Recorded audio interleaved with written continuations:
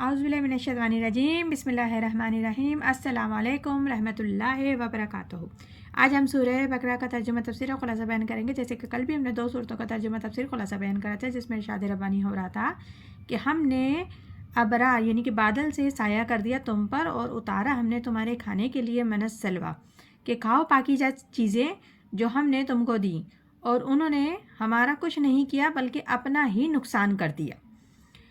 آگے ارشاد ربانی ہے وَإِذْ قُلْنَا ادْخُلُوا هَٰذِهِ الْقَرْيَةَ فَكُلُوا مِنْهَا حَيْثُ شِئْتُمْ رَغَدًا وَادْخُلُوا الْبَابَ سُجَّدًا وَقُولُوا حِطَّةٌ نَغْفِرْ لَكُمْ خَطِيئَاتِكُمْ وَسَنَزِيدُ الْمُحْسِنِينَ۔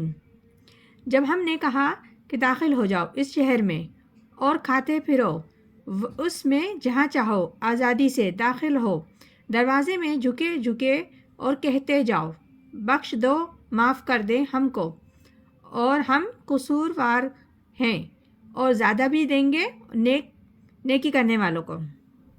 یعنی کہ اس آیت میں اللہ تعالیٰ بتا رہے ہیں، پہلے ہم اس آیت کا پس منظر آپ کو بتاتے ہیں۔ یہ تاریخی جو پس منظر ہے کہ بنی اسرائیل صحرا سینا میں آنے کے بعد، توریت مل جانے کے بعد، حضرت موسیٰ علیہ السلام ہی کے زمانے میں انہیں جہاد اور قتال کا حکم ہوا، لیکن پوری قوم نے اس حکم سے انکار کر دیا کہ ہم نہ جہاد کریں گے نہ قتال کریں گے۔ اس پر اللہ تعالیٰ نے ان پر یہ سزا مسلط کر دی کہ اللہ تعالیٰ نے 40 سال تک اسی صحرا میں بھٹکتے چھوڑ دیا ان کو کہ بھٹکتے رہو، پھرتے رہو۔ اگر ابھی یہ جہاد قتال کرتے تو پورا فلسطین ان کے ہاتھ سے ہم فتح کروا دے، لیکن چونکہ انہوں نے بزدلی دکھائی، اور اب یہ سزا ہے کہ 40 سال تک اسی صحرا میں بھٹکتے رہیں گے، اور ارض فلسطین 40 سال تک ان پہ حرام کر دی گئی۔ اس 40 سال کے عرصے میں حضرت موسیٰ علیہ السلام کا بھی انتقال ہو گیا، اور حضرت ہارون علیہ السلام کا بھی انتقال ہو گیا۔ اس عرصے میں ایک نئی نسل پیدا ہوئی جو اسی صحرا میں پیدا ہوئی، پلی بڑی، جوان ہوئی، اور ان میں ایک جذبہ پیدا ہوا۔ حضرت موسیٰ علیہ السلام کے جو خلیفہ تھے یوشع بن نون، ان کی سرپرستی میں بنی اسرائیل نے جہاد اور قتال کیا، اور پہلا شہر فتح کیا جو کہ اریحا تھا۔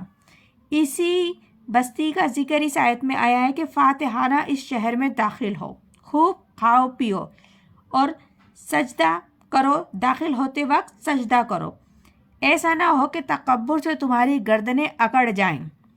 جھک کر توبہ استغفار کرتے ہوئے اب تم اس بستی میں داخل ہو جاؤ۔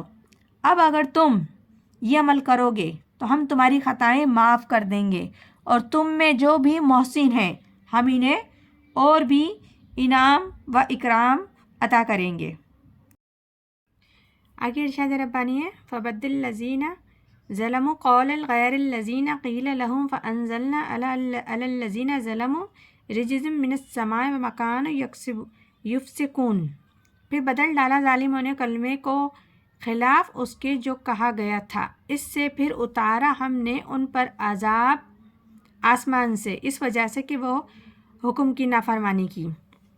اس آیت میں اللہ تعالیٰ نے بتا رہے ہیں کہ جب ان سے کہا گیا تھا تو انہوں نے کلمہ بدل دیا، جو کہا گیا وہ نہیں کہا، اور ان میں سے جو ظالم تھے، جو بد کردار تھے، انہوں نے اس کلمے کو بدل دیا اور کوئی اور قول اختیار کر لیا اس قول کی جگہ جو انہیں کہا گیا تھا۔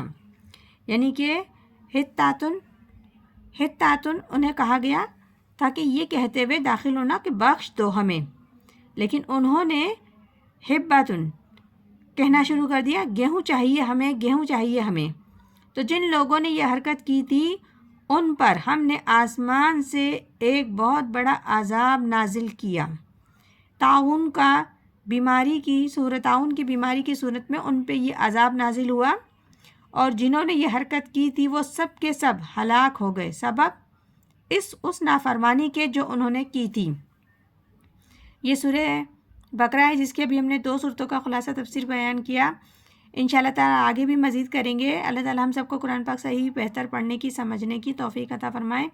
آمین ثم آمین۔ جزاک اللہ۔